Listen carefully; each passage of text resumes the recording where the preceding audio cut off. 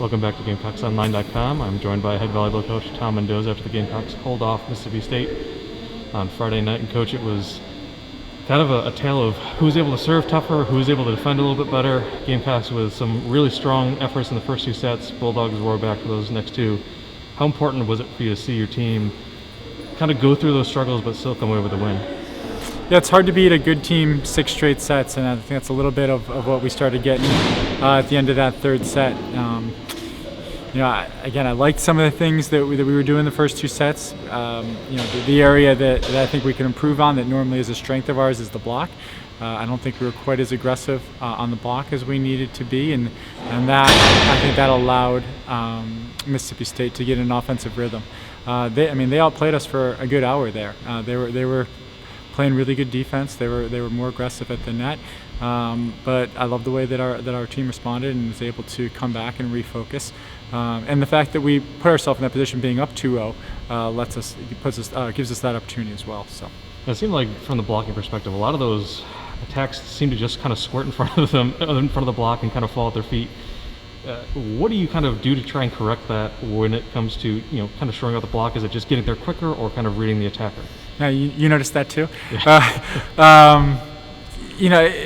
It says we're in the right place from left to right, moving along the net. But obviously that body positioning needs to be better so that our hands can be across the net faster. That was honestly something I was hoping we'd improve on from yesterday, because I thought the same thing. Our setups were pretty good. We just weren't getting our hands across faster.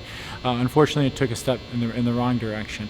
Long term, I don't think it's going to be a terrible issue for us, but it is something that we're going to point to this week as something we need to get better at. And was it, kind of the change from set 2 to set 3? Obviously, you were able to come away with a really thrilling comeback late in set 2 to get that win. What was kind of the change between sets 2 and 3? What was it that Mississippi State was doing that was kind of giving you guys fits? Well, I think yesterday was their first match of the season, of the spring season. So I'm sure they had things that they had 24 hours to find areas that they needed to get better at and get into a little bit of a rhythm, and I think they did a good job of that. I think they played pretty well in sets 3 and 4. They were digging, they were being aggressive at the net, they were attacking aggressively, and they kind of got everyone involved. So, how much of that was them, and how much is us not taking advantage of some opportunities. But obviously we'd like to find ways to improve on that. But it's our fourth match, and I think fatigue certainly was playing an issue. As we look forward to next Wednesday, we're going to be playing our fifth match. Texas A&M is going to be playing their first match. So I think we're going to have to be really smart over the next few days and manage fatigue, not just for trying to perform well, but trying to keep our student athletes healthy and avoid injuries. So it's a very real thing right now in the world we're living in with COVID and everything, and the modified schedules. That's certainly one area of it, and we're going to try to handle it as best we can. Did you learn anything about your serve reception game tonight and what teams may end up doing in the future? Those hard-driven serves to the back line seem to really give your three passers fits. A group of three that's really got a lot of chemistry together. It seemed like they really had kind of some lapses there. Was there anything that you were able to learn tonight from that attack?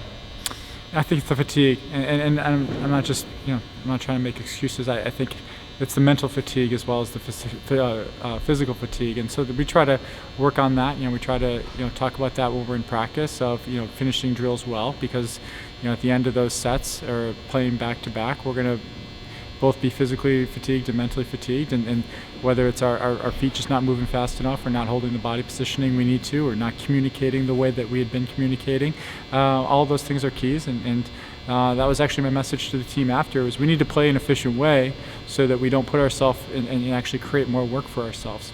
By not playing well in the third set, we created a lot more work for ourselves, and within some of those rallies, we had opportunities to end the rally, and we kind of the passes started getting a little bit worse. The digs started getting a little worse. The attacks were a little less aggressive. So the rallies ended up being longer. And when the most efficient way would have just been, execute the 3 contacts, put away a kill, and go on to the next point. So that's something we're going to try to control. That's within our control.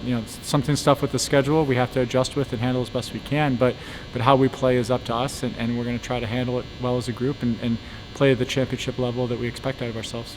What was the messaging from the coaching staff coming out of the fourth set, And then, I think it was about a 7-3 lead that Mississippi State built in that fifth set. What was kind of the message to the team and your adjustment as a staff to kind of turn the tide in the fifth? Well, we just tried to focus contact by contact, and don't look at the scoreboard. Don't create a narrative of how the night is going. Just move your feet, get your feet to the ball, put a good contact on the ball, and put your teammates in a good situation. And I think when we started really focusing on some really small process-oriented contacts, things started getting easier for us, and we started being able to execute some of those plays. Finally started scoring some points on serve, which really in the third and fourth sets our side out numbers weren't terrible, but they were just scoring. They were scoring inside and out, pretty easily. So once we finally started making some of those adjustments in set 5, we were putting our teammates in a little bit better situation, as opposed to putting them in bad situation and hoping they got us out of trouble. We were putting them in good situations, and that was a big, hopefully, learning experience for all of our players.